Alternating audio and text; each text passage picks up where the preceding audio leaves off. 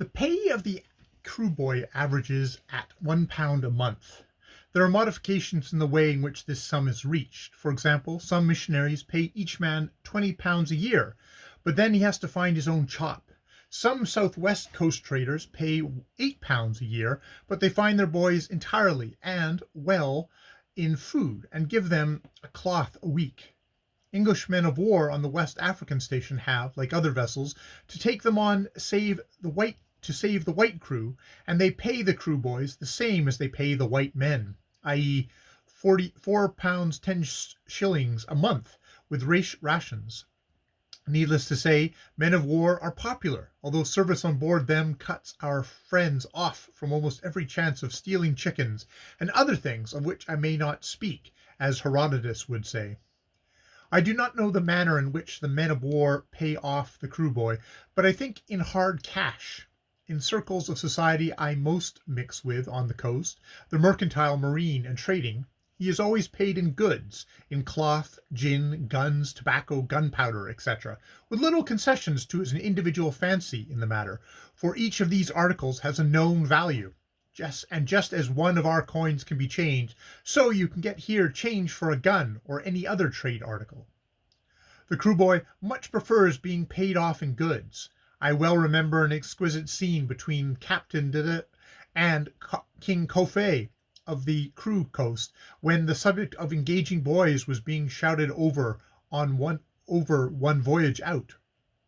The captain at the time thought I was a WWTAA and ostentatiously wanted Coffee to let him pay off the boys he was engaging to work the ship in money and not in gin and gunpowder. King Coffee's face was a study. If Captain whom he knew of old had stood on his head and turned bright blue all over with yellow spots before his eyes, it would not have been anything like such a shock to his majesty.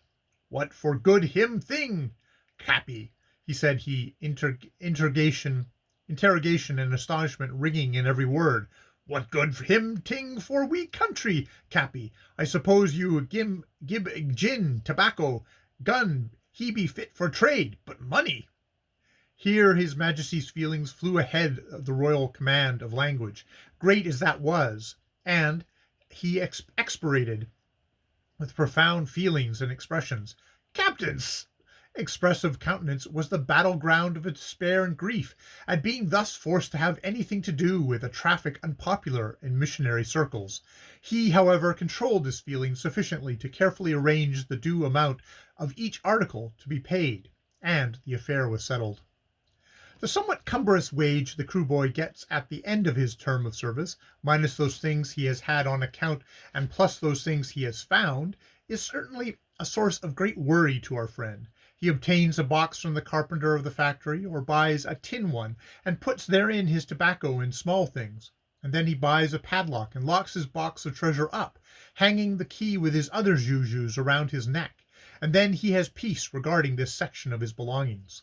Peace at present, for the day must sometime dawn when an experimental genius shall arise from among his fellow countrymen, who will try to see if one key will not open 2 locks. When this possibility becomes known, I can foresee nothing for the crew boy but nervous breakdown, for even now, with his mind at rest regarding the things in his box, he lives in a state of constant anxiety about those out of it, which have to lie on the deck during the return voyage to his home. He has to keep a vigilant eye on them by day and sleep spread out over them by night for fear of his companions stealing them. Why he should take all this trouble about his things on his voyage home, I can't make out, if what is currently reported is true, that all the wages earned by the working boys become the property of the elders of his tribe when he returns to them. I myself rather doubt if this is the case, but expect there is a very heavy tax levied on them, for your crew boy is very much a married man, and the elders of his tribe have to support and protect his wives and families when he is away at work, and I should not wonder if the law was that these said wives and families revert to the state if the boy fails to return within something like his appointed time.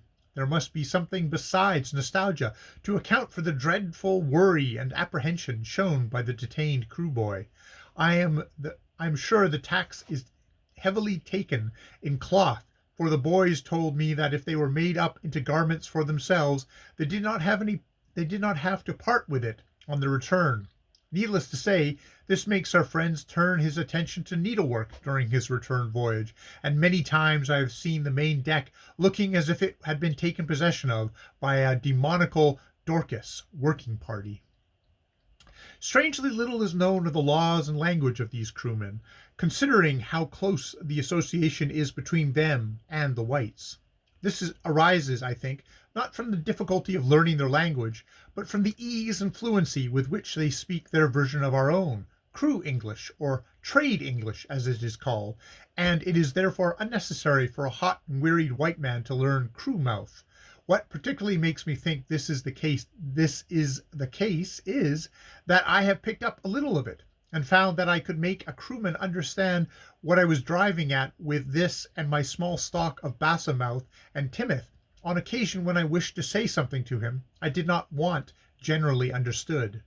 But the main points regarding crewmen are well known enough by the old coasters: their willingness to work if well fed, and their habit of engaging for 12-month terms of work and then returning to we country. A trader who is satisfied with a boy gives him, when he leaves, a bit of paper telling the captain of any vessel that he will pay the boy's passage to his factory again when he is willing to come. The period that a boy remains in his beloved we country seems to be until his allowance of his own earnings is expended. One can picture to oneself some sad partings in that faraway dark land. "My loves," says the crew boy to his families, his voice heavy with tears, "I must go. There is no more cloth. I have nothing between me and an easy shocked world but this decayed filament of cotton." And then his families weep with him, or, what is more likely, but not so literally, expectorate with emotion, and he tears himself away from them and comes on board the passing steamer in the uniform of Gunga Din, nothing much before and rather less than half that behind, and goes down coast on the strength of that little bit of paper from his white master, which he has carefully treasured, and works like a N, in the good sense of the term, for another spell, to earn more goods for his home folk. Does not say N.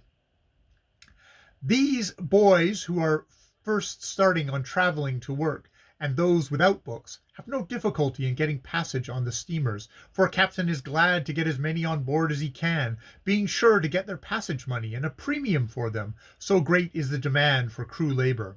But even this help to working the West Coast has been much interfered with of late years by the action of the French government in imposing a tax per head on all laborers leaving their ports on the Ivory Coast. This tax, I believe, is now removed or much reduced, but as for the Liberian Republic, it simply gets its revenue in utterly unjustifiable way out of taxing the crewmen who ship as laborers. The crewmen are no property of theirs, and they dare not interfere with them on shore, but owing to that little transaction in the celebrated rubber monopoly, the Liberians became possessed of some ready cash, which, with great foresight, they invested in 2 little gunboats, which enabled them to enforce their tax on the crewmen in their small canoes. I do not feel so sympathetic with the crewmen or their employers in this matter as I should, for the crewmen are silly hens not to go and wipe out Liberia on shore, and the white men are silly hens not to, but I had better leave that opinion unexpressed.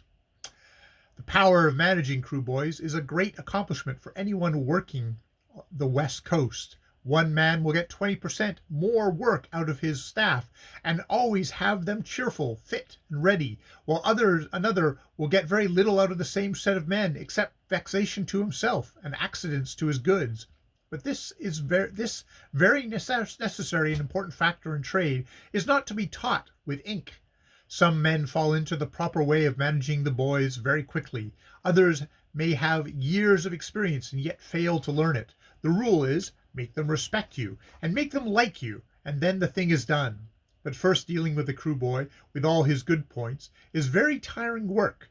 They give the new hand an awful time of it, while they are experimenting on him to see how far they can do him. They do this very cleverly, but short-sightedly, more Africano, for they spoil the tempers of half the white men whom they have to deal with. It is not necessary to treat them brutally. In fact, it does not pay to do so, but it is necessary to treat them severely, to keep a steady hand over them. Never let them become familiar, never let them see you have made a mistake. When you make a mistake in giving them an order, let it be understood that the way of doing a thing is particularly artful dodge of your own, and if it fails, that it is their fault. They will quite realize this if it is properly managed. I speak from experience. For example, once, owing to the superior sex being on its back with fever and sending its temperature up with a worrying about getting some ebony logs off to a bothering wretch of a river steamer that must needs come yelling along for cargo just then, I said, "You leave it to me. I'll get it shipped all right," and proceeded, with the help of 3 crew boys, to raft that ebony off. I saw as soon as I had embarked on the affair, from the crew boys' manner, I was down the wrong path, but how or why I did not see until a neat arrangement of ebony billets tied together with tie was in the water. Then I saw that I had constructed an excellent sounding apparatus for finding out the depth of water in the river, and that ebony had an affinity for the bottom of the water, not for the top.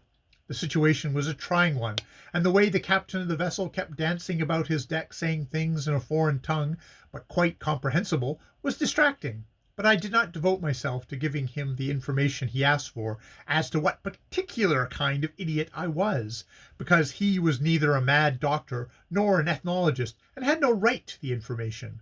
But I put a raft on the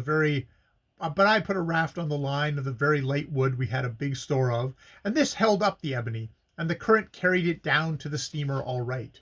Then we hauled the line home, sending him some more on the patent plan. But just to hurry up, you understand, and not delay the ship, a deadly crime, some of that ebony went off in a canoe, and all ended happily.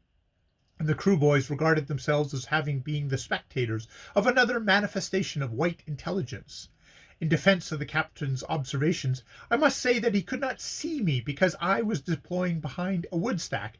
Nevertheless, I do not mean to say this method of shipping ebony is a good one. I shall not try it again in a hurry, and the situation cannot be pulled through unless you have, as Allah gave me, a very swift current, and although when things went well, I did say things from behind the wood stack to the captain, I do not feel justified in accepting his apologetic invitation to come on board and have a drink. My experience with crew boys would, if written in full, make an excellent manual for a newcomer, but they are too lengthy for this chapter. My first experience with them on the small bush journey aged me very much, and ever since I have shirked chaperoning crew boys about West Africa bush among ticklish-tempered native gentlemen and their forward hussies of wives.